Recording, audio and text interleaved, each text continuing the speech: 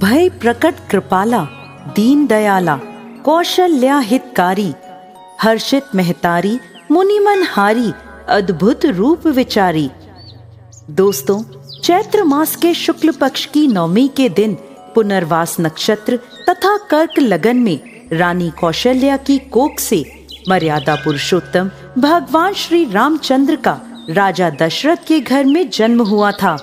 इस पर्व को हम सभी रामनवमी के रूप में मनाते हैं। साथ ही इस दिन माँ सिद्धिदात्री की उपासना भी की जाती है। प्राचीन कथा के अनुसार एक समय भगवान शिव से माता पार्वती ने प्रश्न किया कि ये श्री राम कौन है और क्यों भगवान एक मनुष्य का रूप लेकर पृथ्वी पर प्रकट हुए।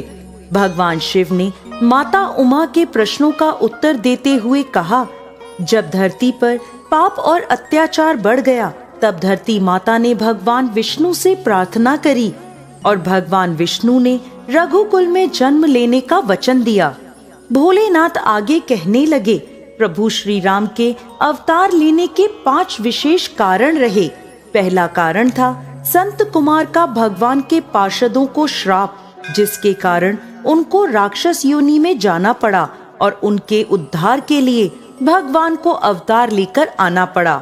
दूसरा कारण था जलंधर का उद्धार करने के लिए भगवान ने छल से उसकी पत्नी वृंदा का सतीत्व भंग किया था, जिसके कारण वृंदा ने भी भगवान को श्राप दिया कि उनको मनुष्य बनना पड़ेगा।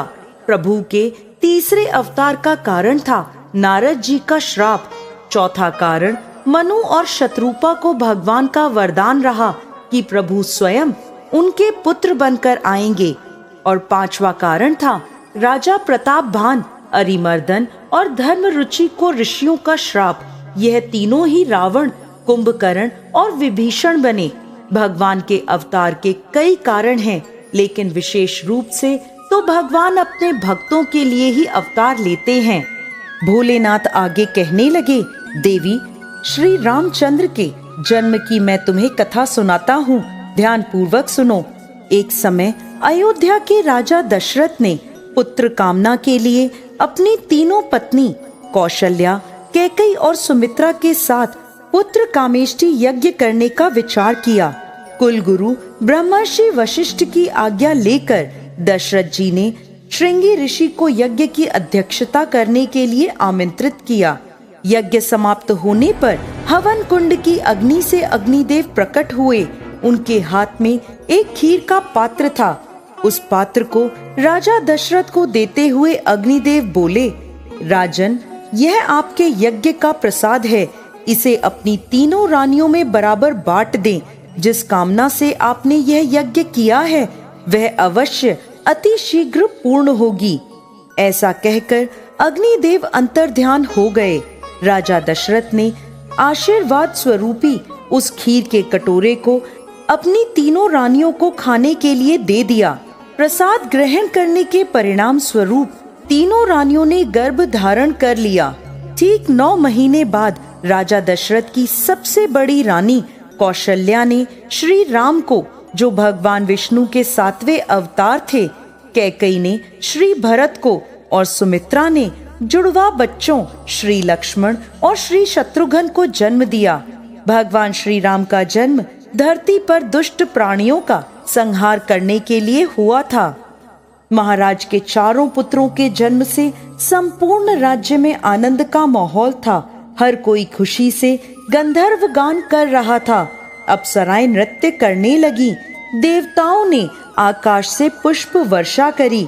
महाराज ने ब्राह्मणों और याचकों को दान दक्षिणा दी।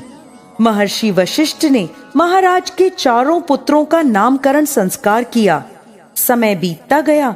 धीरे धीरे चारों बालक बड़े हुए। इन चारों में राम अपने तेजस्वी गुणों के कारण प्रजा को अति प्रिय लगने लगे। जब भी महाराज अपने पुत्रों को एक साथ देखते, उनका मन आनंद से भर उठता था। आगे चलकर भगवान श्री राम के जीवन पर 2 पवित्र ग्रंथ लिखे गए, रामचरितमानस और रामायण। जगत पालन करता श्री विष्णु ने अपने 7वें अवतार मर्यादा पुरुषोत्तम श्री राम के रूप में अनेकों अविश्वसनीय और अद्भुत लीलाएं रची। और अंत में प्रभु ने त्रिलोक विजेता अहंकारी रावण का संहार कर बुराई पर अच्छाई की महाविजय प्राप्त करी। युगों युगों के बाद आज भी श्री रामचंद्र के आदर्श व्यक्तित्व, धैर्य, निष्ठा, त्याग एवं पराक्रम को श्रद्धा और सम्मान देते हुए रामनवमी के दिन उनका जन्मोत्सव मनाया जाता है। जय श्री राम।